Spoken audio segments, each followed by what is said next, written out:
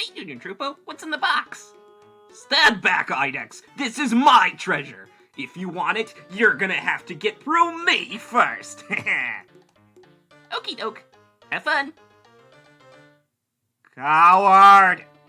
Troops, you know I don't want to fight people. Well, I still want you to be here when I open this. Are you kidding me? Yeah, and the worst part is I can't even read this! And before you go, ooh, Junior Troopa's still wearing his eggshell, of course he can't read. It's not in the English alphabet, god damn it! You mean, the Latin alphabet? Idex just shuts, What are you doing with my treasure map? Nothing.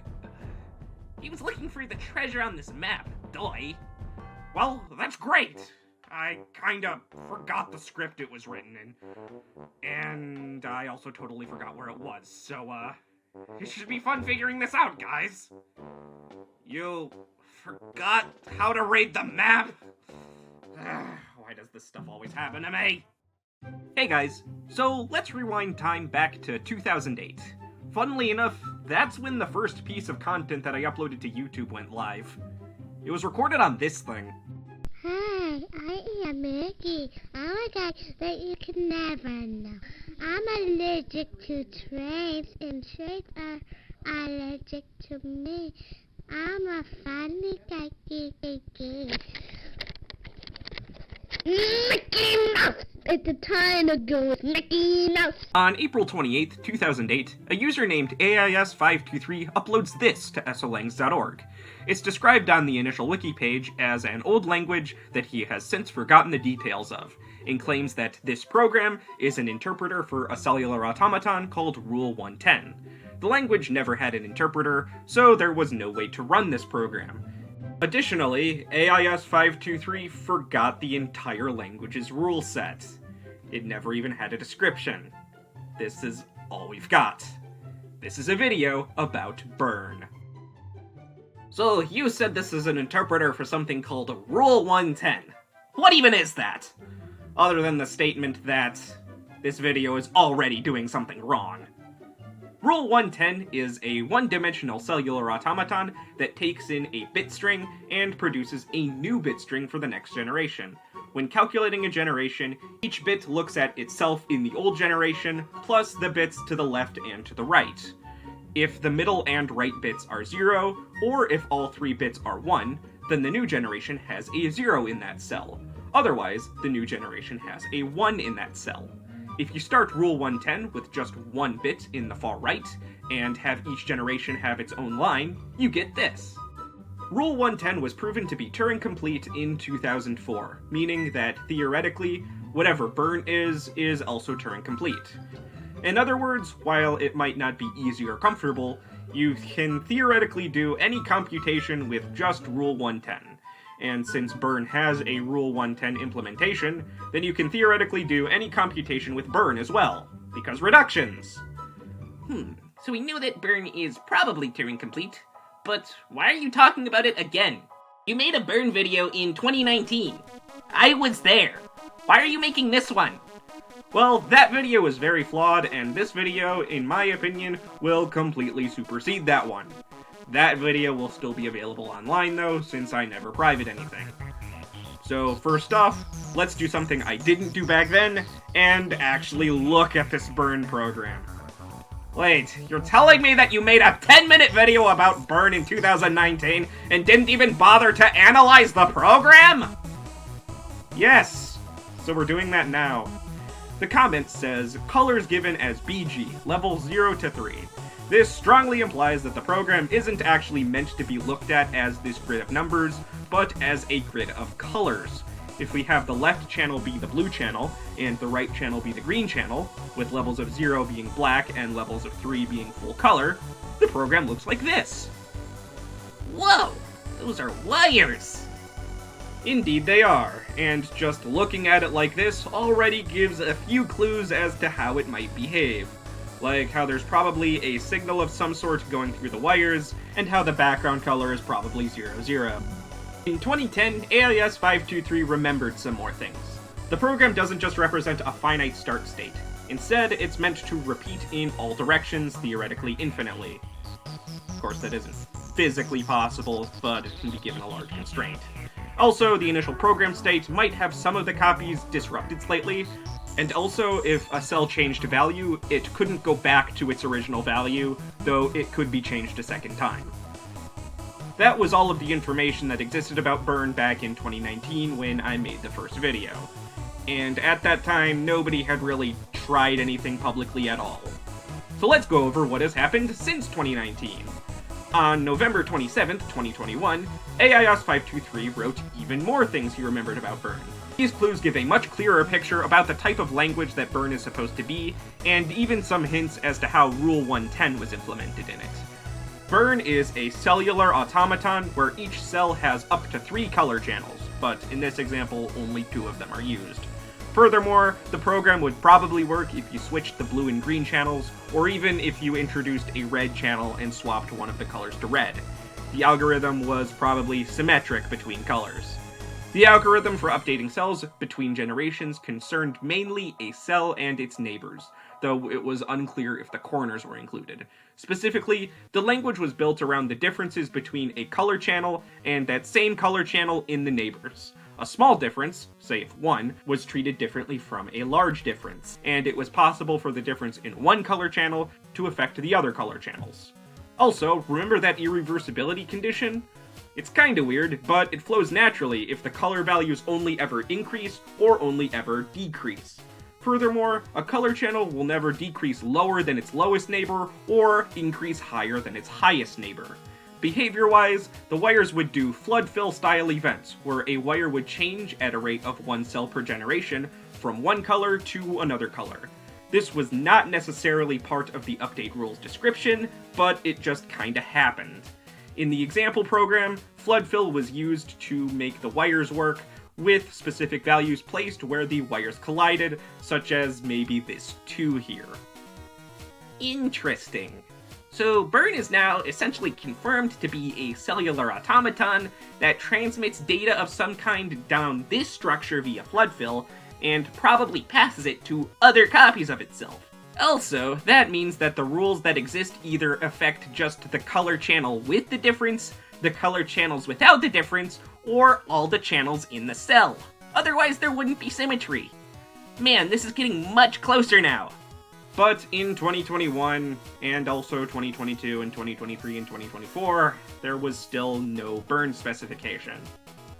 In 2024, Salpings would publish an interesting analysis of the program on SOLangs.org.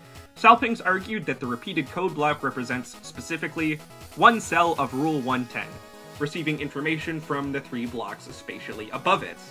Of course, if you start with all the blocks being the same, nothing happens, since 000 yields 0 in Rule 110. So there will need to be a seed to start the program. For example, you might activate one of the code blocks by toggling one cell on or off. This is probably what AIS 523 meant by disrupting the plane slightly. Additionally, Salpings believes that Rule 110 is implemented in Burn as this Boolean expression, not left and center and right, and center or right. Through analysis of the program, they created this flowchart. But they haven't yet come up with an interpreter or a rule set for Burn. In 2025, SOLangs.org user Troopa1 provided a rule set that does interpret this program as a Rule 110 interpreter, and at the time of recording, it's the first rule set that does so and isn't a cop-out. Troopa1? That's literally you! Why are you inserting yourself into this? And more importantly, why are you referring to yourself in the third person?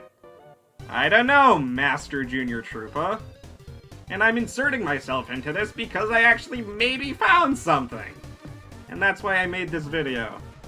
I am now part of the news story because I am the one who found the hikers. I am Michael Falk reporting on Michael Falk. Goodbye. I'm going to start with this. Burnlike is probably not Burn, but it does interpret the Burn program as a Rule 110 interpreter, while not being a direct overfit. While I was messing around with Burn, I realized that there isn't a convenient way to make the whole flood fill thing work with just the channel differences on their own.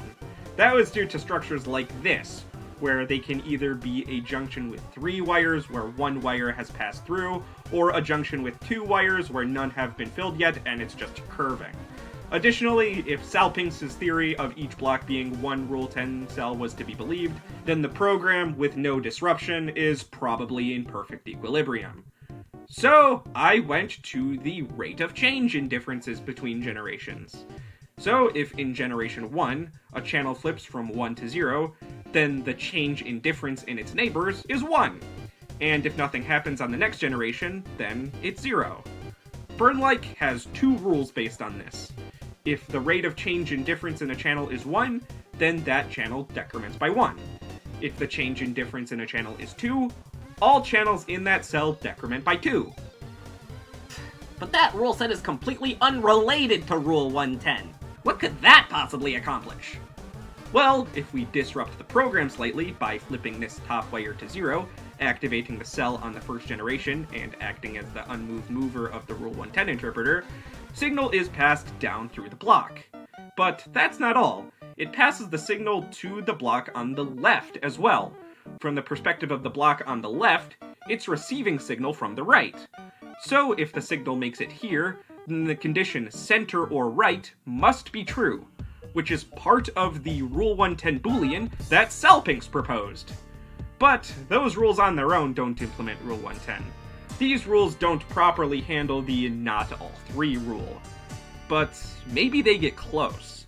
Because if you look at what this rule set does when the left, center, and right cell are all activated, this 3 is left intact, while on the other center or right conditions, 3 is destroyed. And this provides the final Burnlike rule and the one that in my opinion feels the most like a hole plug. If a cell is beneath a cell containing a 3 in at least one channel, then no color changes are performed at all. And as a result, no signal is passed through on the 3 condition. And believe it or not, that was the only hole that needs to be plugged for the signal to pass down as Rule 110. Well, okay, but how do we know that it's working? Shouldn't it, I don't know, show something to prove that it's working? It kinda just destroys itself and leaves residue. Well, if we highlight 4 patterns of residue that only occur when a code block is activated by the block above it, then this pattern emerges.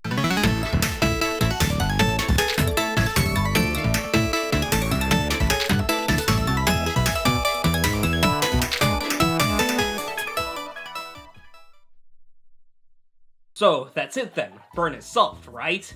Well, guess what? No, it's not! That isn't Burn at all! The whole rate of change thing is wrong! You're stupid! Yeah, that's right. Hang your head in shame and... Yeah, I was getting annoyed by him too. So, as it turns out, Burnlike isn't 100% Burn, and as a result, this program is just a polyglot. Furthermore, after seeing Burnlike, AIS523 has changed their mind about the cells likely decreasing, and now he thinks that it's more likely that they only ever increase. Also, the under a 3 rule is probably not in the original Burn specification, but the program was never tested, so it might be required for it to function correctly. But still, I'm happy with how Burnlike turned out, and I think it's cool to see this program finally doing what it was meant to, even if it wasn't in the original language. And if any of you are able to come up with a rule set that implements Rule 110 with this set of numbers with monotone increasing, then give it a try! Anyway, thanks for watching, and I'll see you next time! Also, if you want, you can follow me on Blue Sky and Twitter, and I have a Discord server. And additional special thanks to channel members including Tyler, Zenke, and Crate. Okay, now we're actually going to the outro. We're here! Well then, this place does exist! Even if we went a completely different path than I originally intended to get here. No, I still don't remember the original intended path, but we didn't take it. What is that? That is the Gem of Obliteration. Obliterate was my coworker in the past. Unlike obfuscation, obliteration is the destruction of information in a way that can never be restored. Ever. It was truly a miracle that we were able to steal him away into this gemstone. They say that if you disturb the gem of obliteration, then you bring obliterate back to the realm. Man, this sucks! I finally find an ancient artifact, and I can't even take it home, or else the world ends! Ugh, this is just my luck. See you guys later. Is this gonna be a Chekhov's gun situation now? No, that's why it's staying here. And I'm never talking about this place ever again.